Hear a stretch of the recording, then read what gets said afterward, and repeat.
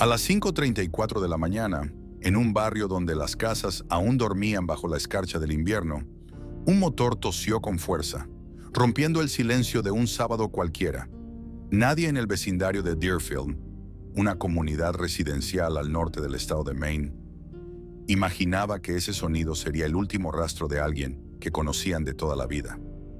Cliff Benson, de 45 años, padre de un hijo adulto y técnico especializado en mantenimiento de ascensores industriales, subió a su camioneta con la parsimonia de quien repite una rutina de décadas. Vestía sus habituales jeans gastados, una chaqueta de lona con parches y una gorra que decía Lakeside 1993, en letras casi borradas. Llevaba consigo su caja de herramientas, su caña de pescar, una mochila y una pequeña nevera portátil de plástico azul. Un termo mal cerrado goteaba café en el portavasos mientras arrancaba su vieja Chevrolet Silverado. Lo que nadie sabía es que ese vehículo azul se convertiría en el mayor misterio del condado. Cliff había dicho que se iba de pesca a las lagunas del norte, donde solía ir cada primavera cuando el hielo empezaba a retirarse y el sol calentaba lo justo para sentarse a esperar que algo picara. Su esposa, Linda Benson, lo vio partir desde la ventana del comedor mientras preparaba café con las manos frías. Era un ritual silencioso entre ellos. Él se iba solo, sin grandes despedidas, y regresaba con historias que no siempre parecían reales. Pero esta vez no volvió. Para el lunes en la tarde, Linda, tras 2 días de llamadas sin respuesta y con la voz quebrada, contactó al hermano de Cliff, Richard, preguntando si él sabía algo. No sabía nada. El martes por la mañana se acercó a la comisaría local. Presentó una denuncia por desaparición con esa mezcla de vergüenza y temor que sienten los adultos cuando admiten que algo serio puede estar ocurriendo. En ese momento, comenzó oficialmente la historia que conmocionaría a Deerfield, aunque al principio nadie lo sospechara. El primer punto que llamó la atención fue inquietante. No había ningún registro de entrada de Cliff en las casetas de control de los parques estatales donde solía pescar. En Maine, el sistema es estricto.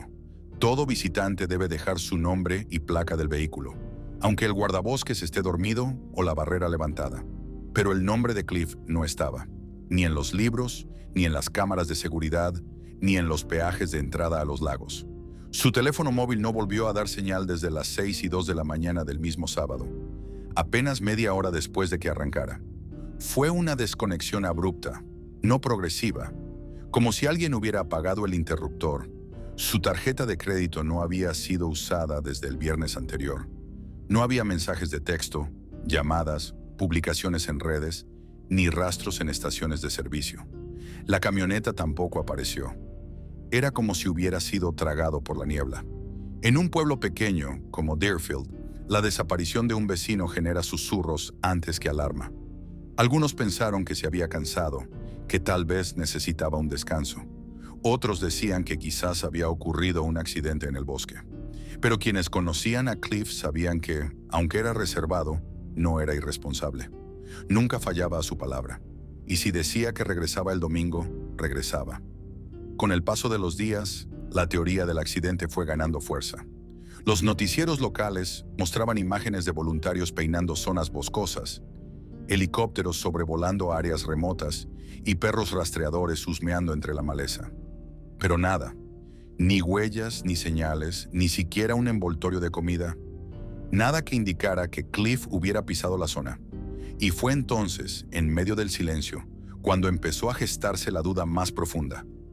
¿Realmente se fue a pescar? La idea comenzó como un susurro y fue tomando forma. Algo no cuadraba. Si Cliff no llegó a su destino, entonces ¿a dónde fue? ¿Por qué no había huellas de su paso? ¿Y por qué nadie en la carretera recordaba haberlo visto más allá de un punto cercano a su casa? A todo esto, Linda, aunque cooperativa, se mostraba inquietantemente calmada. No era frialdad, decían algunos, sino una extraña mezcla de resignación y evasión. Respondía preguntas con vaguedad. No recordaba bien qué ropa llevaba Cliff. Dudaba sobre cuál lago había mencionado. Decía que a veces él cambiaba de planes, pero algo en su tono dejaba una sensación amarga en el ambiente. Los agentes que llevaban el caso decidieron ampliar el perímetro de búsqueda, revisar rutas alternativas y estaciones de servicio fuera del circuito habitual. Pero nuevamente, ningún testimonio, ninguna cámara, ninguna pista. Cliff Benson había desaparecido a plena luz del día en una zona donde todos se conocen y nadie olvida una cara. En medio de esa incertidumbre, surgió una reflexión inevitable. ¿Qué tan bien conocemos a quienes viven bajo nuestro mismo techo? Cliff había perdido su contrato con una gran empresa semanas antes.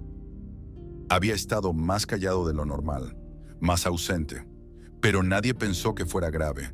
Nadie pensó que podía irse sin más, o peor aún, que nunca hubiera salido del barrio.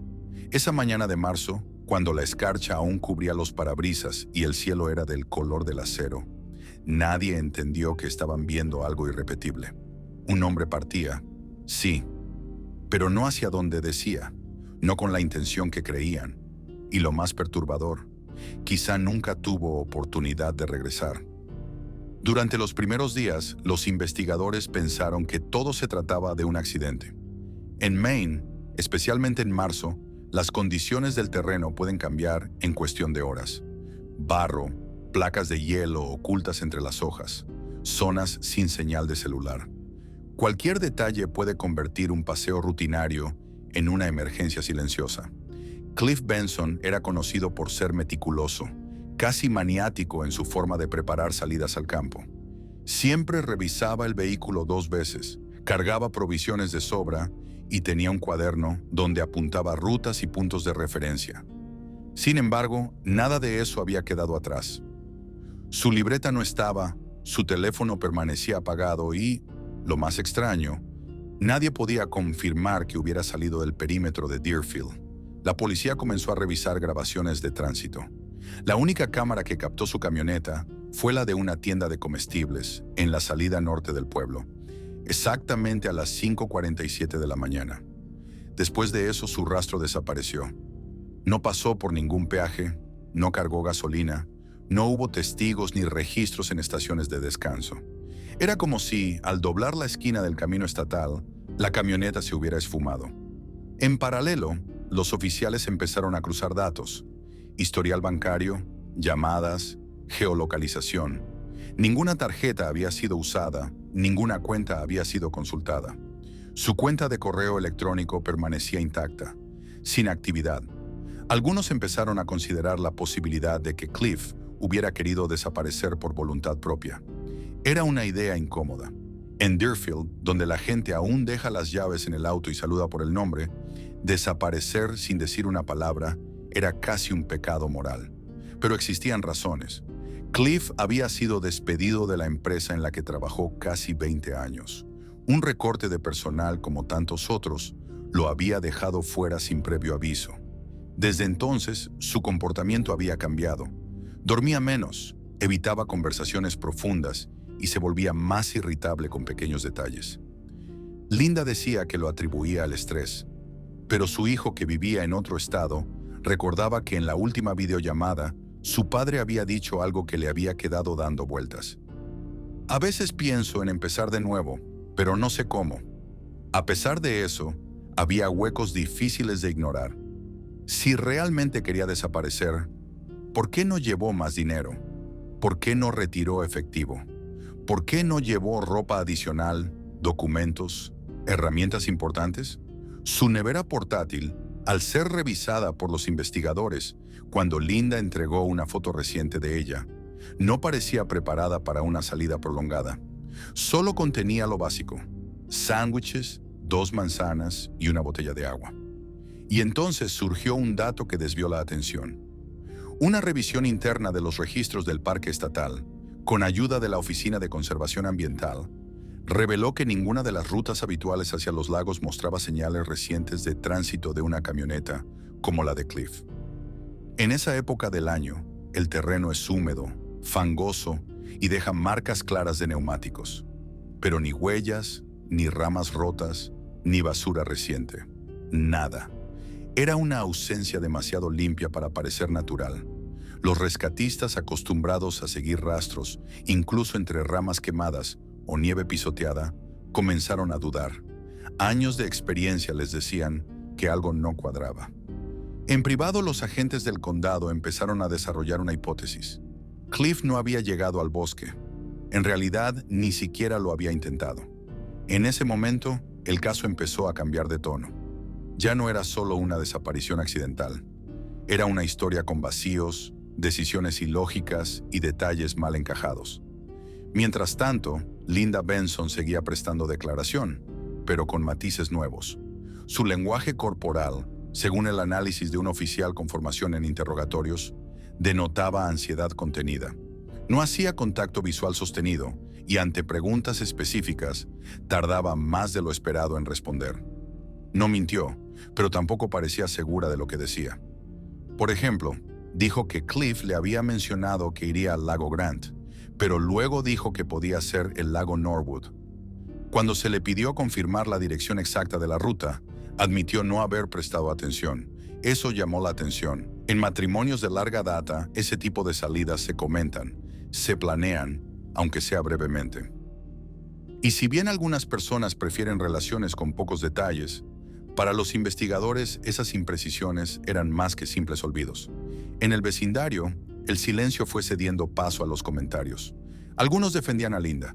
Decían que estaba en shock, que era normal no recordar con claridad después de un evento tan confuso. Otros empezaron a sospechar. Decían que se la veía demasiado entera, que apenas lloraba y que seguía con su rutina como si nada. Iba al supermercado, paseaba al perro, saludaba con la misma voz de siempre. Y aunque cada persona procesa el duelo de manera distinta, en un lugar como Deerfield, la imagen importa. A pesar de todos los esfuerzos, la camioneta seguía sin aparecer. Para la tercera semana, los recursos destinados a la búsqueda comenzaron a reducirse. Ya no había helicópteros, ni perros, ni voluntarios con linternas. El caso se estancaba. La niebla de marzo volvía cada noche a cubrir los árboles, y con ella se instalaba la idea de que Cliff Benson, un hombre común, había desaparecido en circunstancias que ya nadie podía calificar como normales. 12 días después de la desaparición de Cliff Benson, la investigación parecía haber tocado fondo. No había rastros físicos, no había testigos, y la última imagen del desaparecido seguía siendo una toma de baja calidad capturada por la cámara de un mercado local. La comunidad de Deerfield comenzaba a resignarse a vivir con una pregunta sin respuesta. Sin embargo, una mañana fría de finales de marzo, la historia dio un giro inesperado. Linda Benson llegó a la estación de policía con un sobre blanco, arrugado en las esquinas. Según declaró, lo había encontrado esa mañana dentro del buzón, sin remitente, con matasellos de una oficina postal del vecino pueblo de Elmbrook. En su interior, una sola hoja de papel doblada en 3 partes. No había firma, solo un mensaje breve escrito con tinta negra. Tuve que irme, necesitaba espacio. No me busques, estoy bien. El mensaje, en apariencia sencillo, cayó como una piedra en un lago tranquilo. La primera reacción de los agentes fue de cautela. Era perfectamente posible que se tratara de una mala broma, alguien jugando con la angustia ajena. Pero Linda aseguró que reconocía la caligrafía. Dijo que la forma de la T mayúscula, la inclinación hacia la derecha y el modo de terminar la palabra espacio eran inconfundibles. Según ella, era Cliff. Los forenses analizaron el papel. Nada de huellas, ni restos de saliva en el sobre, ni marcas que pudieran indicar que fue enviado desde un sitio rústico. La tinta, comercial y común. El papel, comprado en cualquier papelería. Pero lo más llamativo fue el matasellos. La carta no venía de un lugar lejano o escondido, sino de Elmbrook, apenas a 15 minutos en coche desde la casa de los Benson. Para un hombre que supuestamente había huido a los lagos del norte, ese detalle no encajaba. Algunos investigadores se aferraron a la idea de una desaparición voluntaria. Era una salida limpia, lógica a simple vista. Un hombre de mediana edad, desempleado, tal vez deprimido, que decide empezar de cero. No sería el primero, pero pronto comenzaron a surgir dudas razonables. Cliff no había retirado dinero, no había hecho búsquedas en internet sobre zonas para vivir, ni comprado billetes, ni tomado ropa adicional. Además, si realmente quería alejarse, ¿por qué enviar una nota? ¿Y por qué hacerlo desde tan cerca? Otros oficiales pensaban diferente. Para ellos, esa carta no era un adiós, sino una distracción. Un intento de desviar la atención, de enfriar el caso, de cerrar el círculo sin necesidad de pruebas concluyentes. Uno de los agentes, con experiencia en casos similares, explicó que ese tipo de mensajes pueden tener un efecto devastador. No contienen amenazas, pero sí una sugerencia emocional que desactiva la búsqueda. Era como decir, ya está, no sigan. En los días siguientes, la carta generó una división sutil dentro del equipo investigador. Algunos pedían archivar el caso como desaparición voluntaria. Decían que seguir invirtiendo recursos no tenía sentido, si el mismo desaparecido pedía que lo dejaran ir. Otros, más escépticos, recordaban que sin cuerpo, sin testigos y sin pruebas reales, no se podía asumir nada. La fiscal del condado decidió dejar el expediente abierto, pero reducir el personal asignado. El caso pasaba a fase pasiva, es decir, seguiría existiendo, pero no se movería hasta que surgiera nueva información. Linda, por su parte, mostró una reacción ambigua.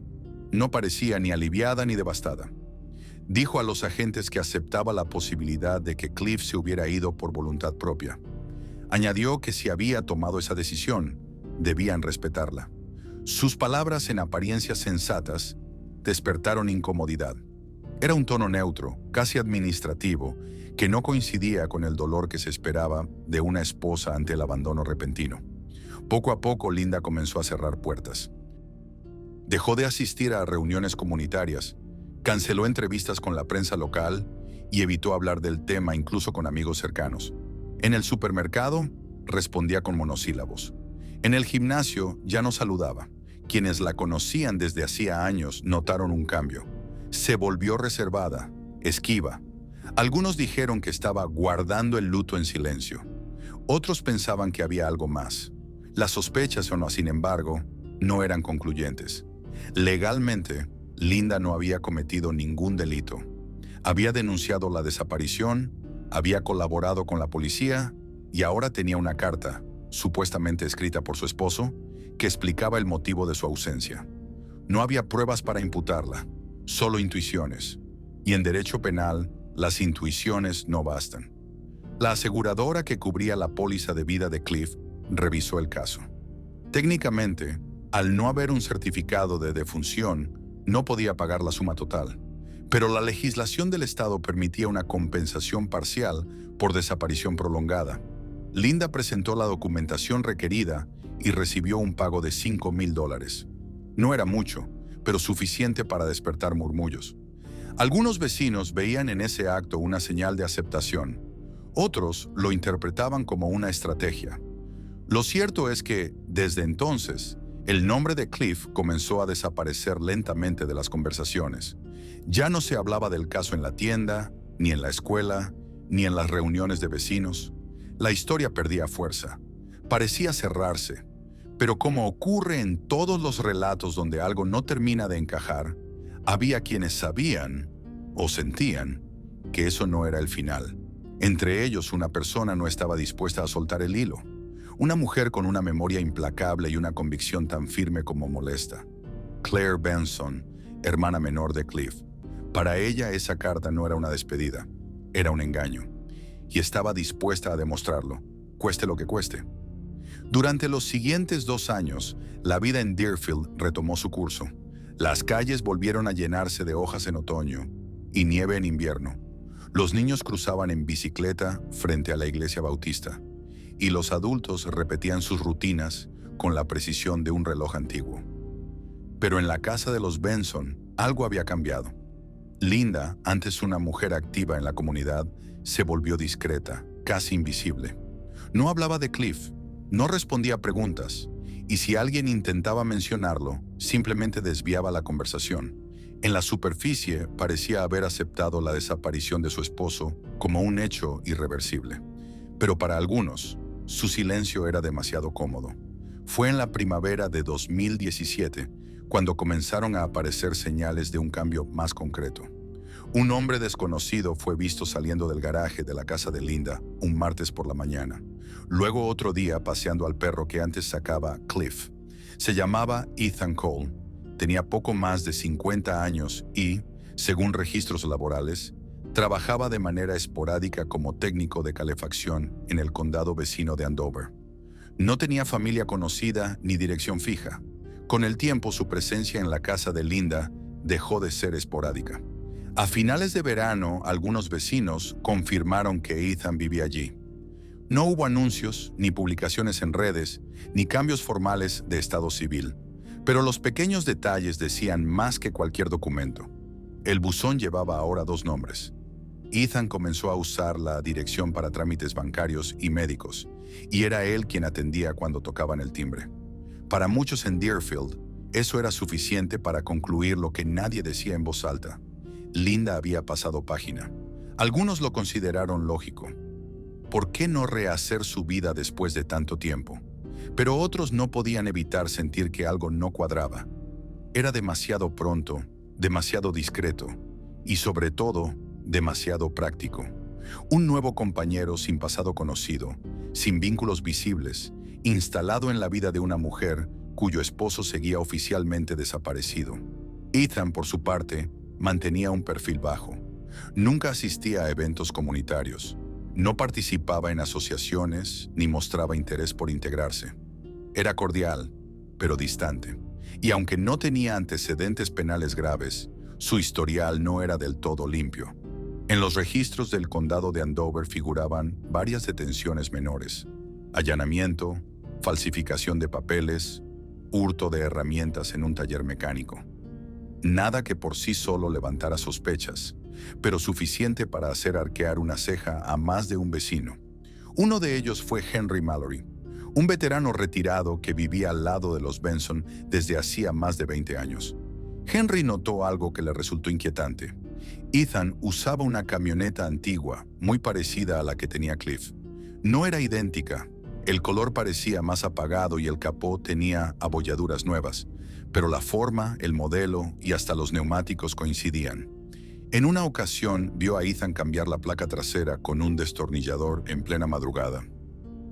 Cuando trató de comentarlo con Linda días después, ella respondió con evasivas. Mientras tanto, Claire Benson, la hermana de Cliff, seguía moviéndose en silencio. Aunque no vivía en Deerfield, viajaba con frecuencia desde Portland. Nunca dejó de preguntar, de revisar registros, de enviar correos al departamento de policía. En 2019, después de ver que la investigación estaba estancada y que su cuñada había construido una nueva vida sin cerrar oficialmente la anterior, decidió actuar. Contrató a una agencia de investigación privada con sede en Bangor. Su objetivo era uno solo: encontrar la Chevrolet Silverado azul modelo 2001, matrícula de Maine a nombre de Cliff Benson. A pesar del paso del tiempo, la camioneta seguía registrada como propiedad activa. No había sido vendida, ni reportada como robada, ni retirada de circulación. Simplemente había desaparecido con él. Los investigadores comenzaron un rastreo exhaustivo usando el número de identificación del vehículo, conocido como VIN. Buscaron en bases de datos de talleres mecánicos, registros de subastas, chatarrerías, listas de vehículos embargados.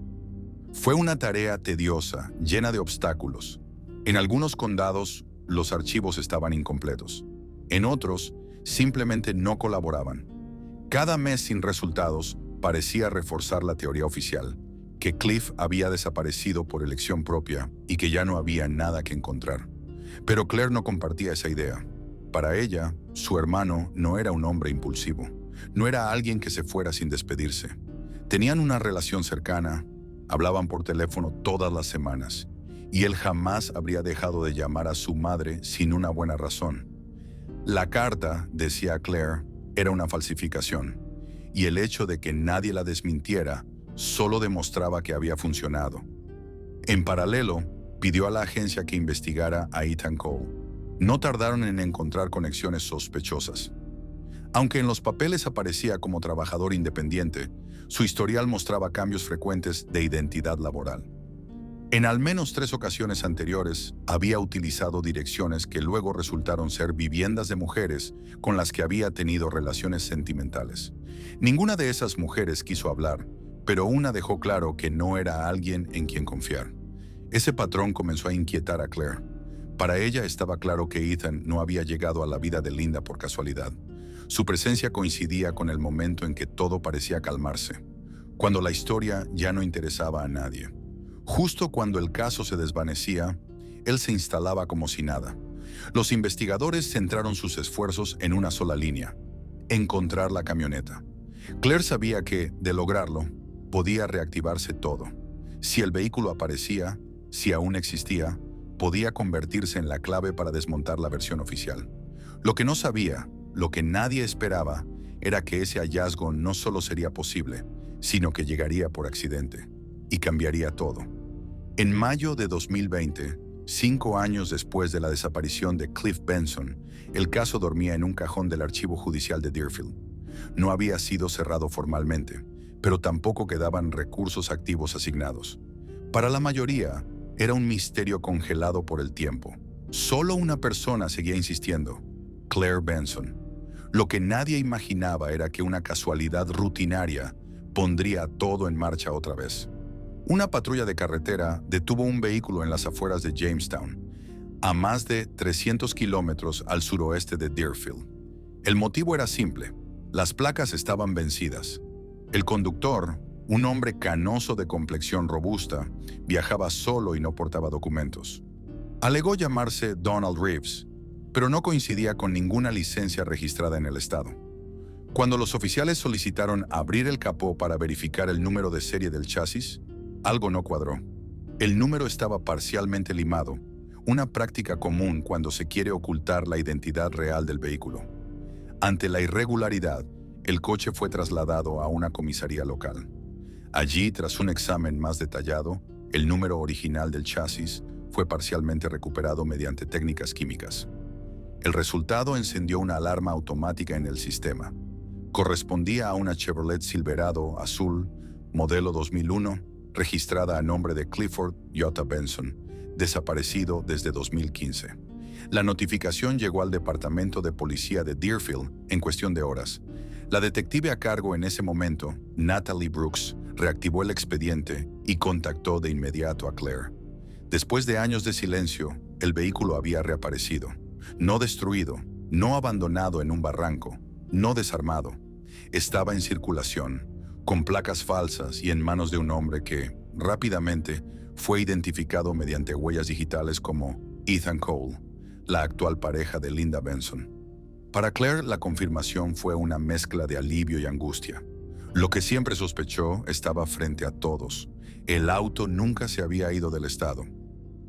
No había cruzado la frontera. No había sido vendido ni ocultado bajo otro nombre.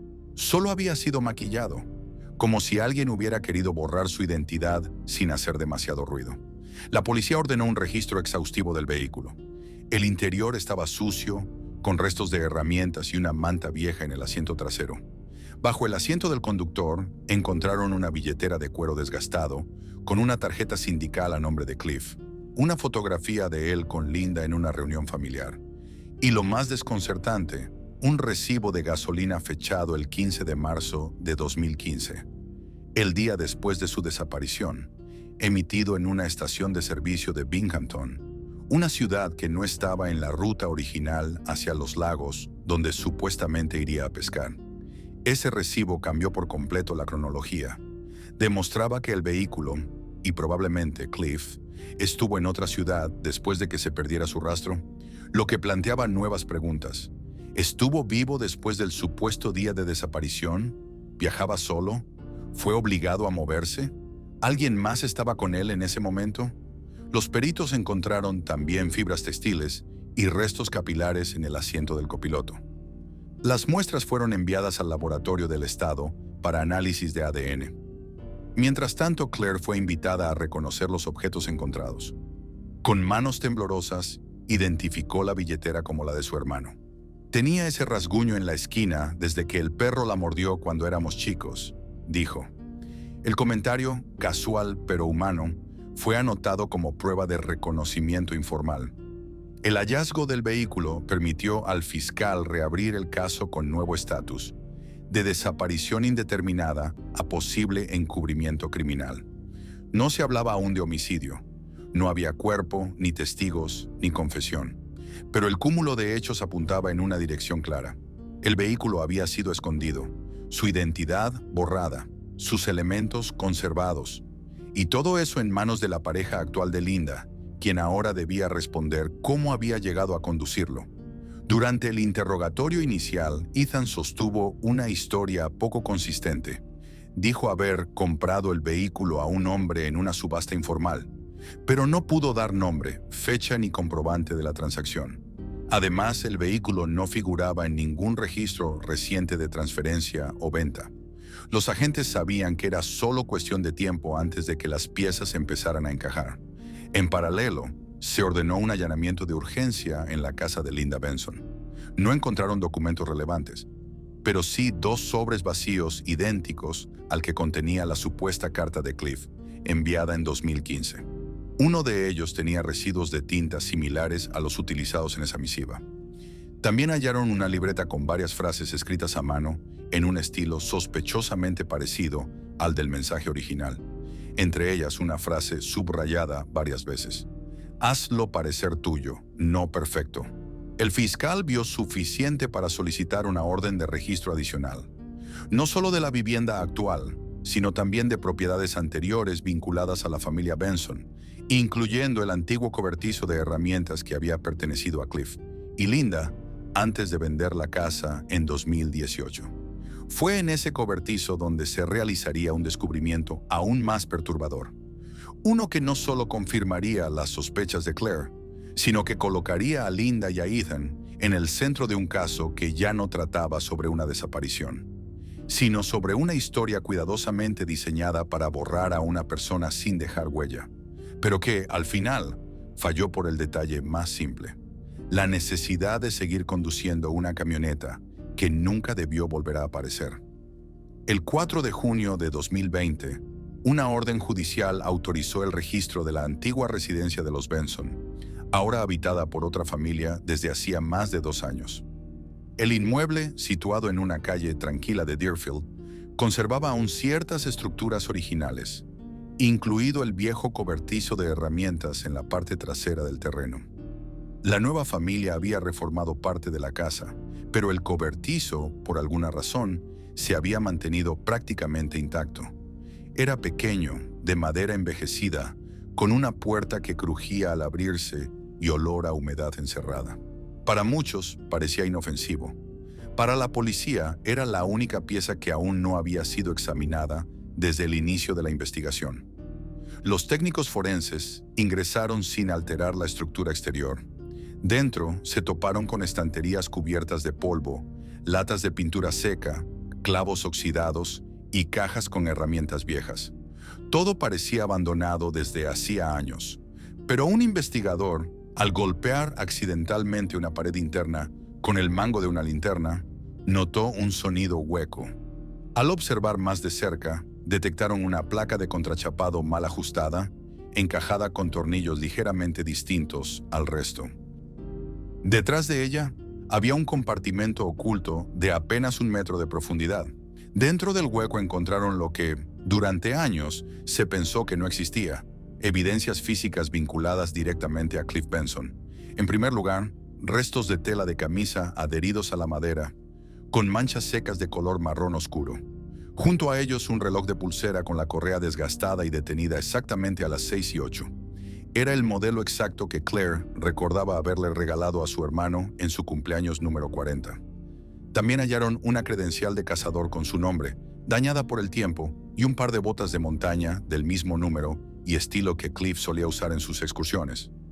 Nada de eso había sido mencionado por Linda en su declaración inicial, ni incluido en los inventarios entregados durante la desaparición.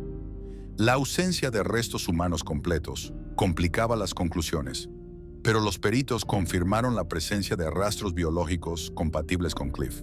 Se recolectaron cabellos, fragmentos de piel, fibras capilares y residuos biológicos que, tras análisis, coincidieron con su perfil genético. Estos indicios no demostraban necesariamente una agresión, pero sí confirmaban que el compartimento había sido utilizado para ocultar elementos personales de forma deliberada. El hallazgo del cobertizo reconfiguró toda la narrativa. La teoría inicial, que Cliff había salido de casa y desaparecido en alguna parte del camino, se desmoronaba. Las evidencias apuntaban en otra dirección. Cliff jamás abandonó Deerfield aquel 14 de marzo de 2015. Lo más probable era que algo ocurrió antes del amanecer y que todo lo demás, el supuesto viaje, la carta, el silencio posterior, fue una construcción meticulosa. Los fiscales comenzaron a ver el caso no como una desaparición, sino como una estrategia sostenida para borrar a una persona de la historia. El nivel de ocultamiento, la eliminación progresiva de su rastro financiero, la modificación del vehículo, la supuesta carta de despedida y ahora el compartimento secreto con objetos esenciales. Todo indicaba planificación, no improvisación. Lo más perturbador del compartimento era lo que sugería emocionalmente. No se trataba solo de esconder cosas, se trataba de conservarlas, de guardarlas en un lugar controlado, como si formaran parte de un recuerdo que no se podía tirar, pero que tampoco debía ser descubierto. Era un acto que mezclaba frialdad logística con una forma oscura de sentimentalismo. Esa combinación inquietó incluso a los agentes más experimentados del equipo. Mientras se analizaban las muestras, se llevó a cabo un segundo registro en el departamento actual de Linda Benson. En un cajón del escritorio se encontró un sobre de papel manila que contenía borradores de cartas escritas a mano. Una de ellas coincidía casi palabra por palabra con el mensaje recibido por Linda en 2015. Otra tenía anotaciones como firmar diferente y usar bolígrafo azul, no negro. Lo más revelador fue una hoja con el nombre de una oficina postal de Elmbrook y la fecha 25 de marzo de 2015. Esa era la misma ubicación desde donde, supuestamente, se había enviado la carta que liberaba a Cliff. La fiscalía, con todos estos elementos, solicitó órdenes de arresto para Linda Benson y Ethan Cole. Ambos fueron detenidos sin incidentes en distintos momentos del día para evitar contacto entre ellos. Ethan fue interceptado en su lugar de trabajo temporal en una empresa de mantenimiento. Linda fue detenida en su casa mientras salía al jardín. Los oficiales no informaron públicamente los motivos inmediatos, pero la comunidad de Deerfield lo intuyó al instante. Las miradas, los murmullos y la tensión flotaban en el aire como electricidad contenida. El caso, que durante años había estado marcado por la incertidumbre, entraba ahora en su fase más concreta. Los fiscales ya no tenían que probar una desaparición.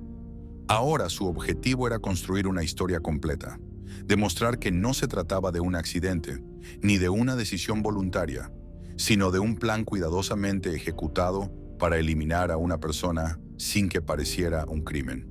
En las semanas siguientes, se elaboró un expediente judicial con más de 200 páginas, que incluía análisis de tinta, estudios de comportamiento, testimonios indirectos y reconstrucciones de los movimientos financieros de Linda. Aunque aún no existía un cuerpo, las pruebas acumuladas eran contundentes. La historia de Cliff Benson, lejos de cerrarse con olvido, comenzaba ahora a revelarse con precisión quirúrgica.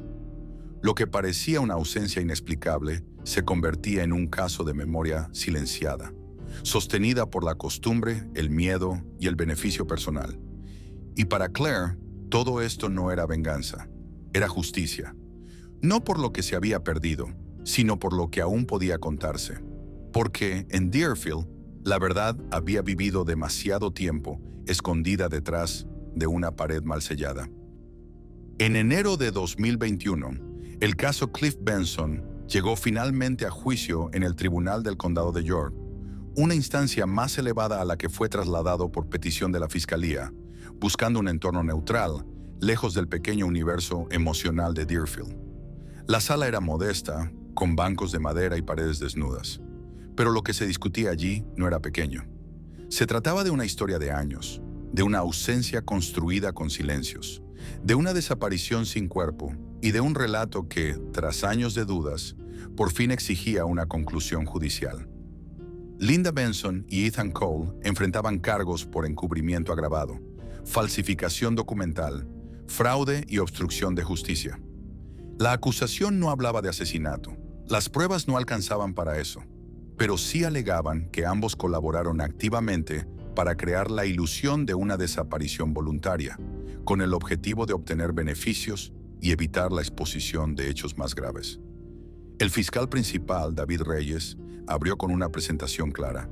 Cliff Benson no se había perdido, no había escapado y probablemente jamás salió del barrio aquella mañana de marzo de 2015. Las pruebas eran circunstanciales aún sí, pero estaban unidas por un hilo conductor tan firme que solo una versión podía sostenerlas todas sin contradicción. Linda y Ethan habían construido una narrativa, pieza a pieza, para desviar la atención pública y protegerse mutuamente. Durante las primeras audiencias, la fiscalía presentó los hallazgos del cobertizo, la credencial de casa, el reloj detenido, las botas, los restos biológicos. Luego expuso los resultados del análisis del vehículo encontrado en manos de Ethan, con número de chasis limado, placas falsas y objetos personales de Cliff escondidos bajo el asiento. Las pruebas de ADN fueron claras. Los cabellos y fibras encontradas en el coche y el cobertizo pertenecían al desaparecido. No eran teorías, eran hechos. Uno de los momentos clave del juicio llegó cuando se presentó la evidencia caligráfica.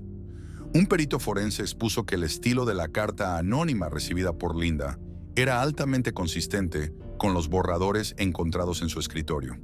Además, las marcas de presión del bolígrafo coincidían con su forma de escribir. Todo indicaba que la famosa nota «Tuve que irme, no me busques» fue redactada por alguien en el entorno inmediato de la acusada. Ese punto fue devastador para la defensa. El testimonio de Claire Benson fue el más conmovedor. Con voz firme, contó cómo su hermano nunca se alejaba de la familia, cómo mantenía una relación regular con su madre y cómo jamás habría dejado de llamarla sin explicación. Su relato no era teatral, pero tenía el peso emocional de una verdad sin adornos. Dijo que la búsqueda de justicia no era por rencor, sino por memoria. Cliff no era perfecto, pero no se escondía. Él no se borró. Alguien lo borró por él. Los testigos de la comunidad incluyeron a antiguos vecinos, compañeros de trabajo de Cliff y hasta la empleada jubilada de la oficina postal de Elmbrook, quien reconoció haber visto a Linda enviar una carta sin remitente días después de la desaparición. Su testimonio, breve pero directo, desarmó uno de los pilares de la defensa, que la carta era real y espontánea. La estrategia de los abogados de Linda y Ethan se centró en sembrar duda. Afirmaban que la ausencia de cuerpo impedía confirmar cualquier hipótesis concluyente. Sostenían que Cliff, tal vez, había decidido irse y luego ocurrió algo imprevisto, o que su desaparición fue voluntaria y el miedo de Linda a ser acusada injustamente la llevó a ocultar información. Respecto al vehículo, Ethan dijo que lo adquirió en efectivo a un tercero que ya no podía localizar, pero ninguno de esos argumentos se sostenía con pruebas documentales. Eran posibles, sí, pero no plausibles. En su alegato final, el fiscal Reyes lo resumió de manera directa. Este caso no necesita un cadáver para tener verdad. Lo que se ha construido aquí es un mapa detallado de una mentira. Una mentira que duró 5 años, que fue meticulosa, pero que dejó rastros. Porque las personas no desaparecen en silencio, solo las hacen callar. El jurado, compuesto por 12 personas mayores de 40 años, en su mayoría padres de familia y residentes de pequeñas comunidades rurales, deliberó durante 4 días. Revisaron los informes forenses, los testimonios, las evidencias físicas. No era una decisión fácil. No había escenas dramáticas, ni confesiones, ni sangre. Solo detalles, objetos olvidados, tiempos que no coincidían, cartas sin contexto. Pero esos detalles eran más que suficientes para construir una certeza. El 7º día del juicio se anunció el veredicto. Linda Benson fue declarada culpable de falsificación, fraude, obstrucción de justicia y encubrimiento. Ethan Cole de los mismos cargos, con agravante por manipulación de pruebas físicas. El juez, en su comentario previo a la sentencia, señaló que la gravedad del caso no residía únicamente en los delitos técnicos, sino en el impacto prolongado del engaño. Durante años engañaron al sistema, a la familia y a una comunidad entera, y lo hicieron con calma, con cálculo, sin remordimiento visible. Claire Benson, sentada en la segunda fila del tribunal, Cerró los ojos al escuchar el veredicto. No sonrió, no lloró, solo bajó la cabeza. Para ella, ese momento no era el final de nada. Era apenas la validación oficial de algo que su corazón había sabido siempre: que su hermano no se fue, que lo hicieron desaparecer y que por fin, después de tanto tiempo, alguien lo había dicho en voz alta. En un tribunal, bajo juramento, frente a todos.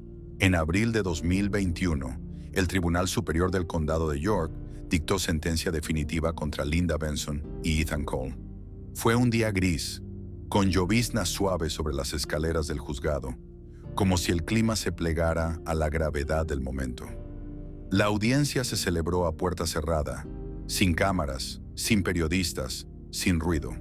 Solo estaban los abogados, el juez, los acusados y, sentada con el torso erguido y las manos cruzadas sobre las rodillas, Claire Benson.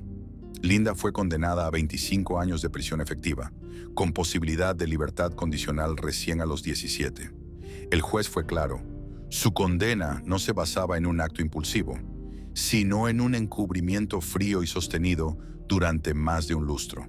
Subrayó la forma calculada con la que gestionó cada movimiento: la carta falsa, la venta del inmueble sin revelar la existencia del cobertizo, la solicitud del pago de seguro parcial, la incorporación progresiva de Ethan en su vida. Nada había sido accidental. Todo estaba cuidadosamente medido.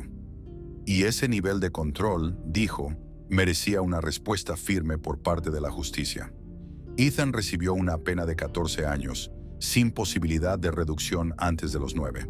Su participación, aunque posterior, fue considerada clave. Fue quien mantuvo en circulación la camioneta modificada, quien guardó pertenencias de Cliff, quien se convirtió en el rostro visible de una mentira que, con el tiempo, se volvió parte del paisaje cotidiano de Deerfield.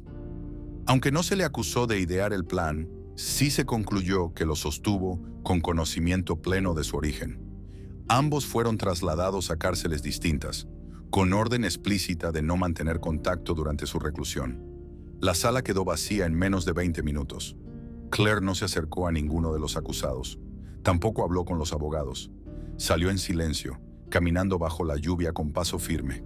En el estacionamiento, se detuvo un instante frente a un auto alquilado. Respiró hondo y miró hacia el cielo. La historia estaba contada, pero en su mente Cliff seguía hablando en presente. Con la sentencia firme, comenzaron los efectos colaterales. La camioneta, aquel vehículo que tantas veces había recorrido los caminos rurales de Maine, fue trasladada a un almacén del Departamento de Justicia en Augusta. No sería destruida. Se conservaría como evidencia permanente para uso académico, forense y formativo. El interior fue documentado por completo. La foto arrugada de Cliff con Linda, el recibo de gasolina, la billetera con su nombre. Todo quedó guardado en vitrinas de plástico transparente. Aquel objeto que había sido clave para desentrañar el engaño, ahora sería herramienta para enseñar a otros cómo una simple omisión, cómo no registrar un vehículo correctamente, podía derribar un castillo de mentiras. Claire, por su parte, no regresó a Deerfield. Vendió la cabaña que heredó de su madre y se mudó a Bangor, donde aceptó un puesto como supervisora en un centro de salud rural. Allí, en silencio, comenzó a construir algo nuevo. En 2022, con parte del dinero recuperado tras la sentencia y con donaciones anónimas que llegaron tras conocerse la historia, fundó una beca técnica en memoria de su hermano. Se llamaba Fondo Cliff Benson y estaba dirigida a jóvenes de bajos recursos que quisieran formarse como técnicos en electricidad y mantenimiento industrial. Justo como Cliff había sido. Que su nombre sirva para construir, no para llorar, dijo en la ceremonia privada de apertura. La historia de Cliff Benson se convirtió, poco a poco, en un caso de estudio en seminarios judiciales. No por su espectacularidad, sino por su profundidad silenciosa. Un caso sin cuerpo, sin crimen demostrado, sin confesiones, y sin embargo, resuelto, gracias a los detalles, gracias a la insistencia, gracias a una hermana que se negó a aceptar lo fácil. Pero fue en otoño de 2023 cuando ocurrió algo que dejó a todos, incluso a Claire, sin palabras. Un grupo de senderistas, explorando un tramo abandonado de bosque a 40 kilómetros al norte de Deerfield, tropezó con una estructura de madera medio derrumbada. Era una especie de refugio de cazadores, al parecer fuera de uso desde hacía años. Uno de ellos, curioso, se adentró y encontró entre los tablones podridos una caja metálica oxidada. Dentro, envuelta en bolsas plásticas antiguas, había ropa masculina cuidadosamente doblada, una libreta negra con notas escritas a mano y una cinta de casete con la etiqueta Marzo 2015. La noticia tardó poco en llegar a las autoridades. El análisis de la grabación fue inmediato. En la cinta, con calidad baja y voz entrecortada, se escuchaba lo siguiente: si estás oyendo esto, es porque no pude regresar. No sé qué día es hoy. Me llamo Cliff Benson. Me escondí aquí porque tenía miedo. No sé en quién confiar. Linda ya no es la misma. Dijo que si hablaba, que sería peor. Solo quería ver los lagos. Solo eso. Por si acaso, dejo esto, para que alguien sepa. Silencio. Y luego otra frase, dicha con la voz más humana que uno pueda imaginar.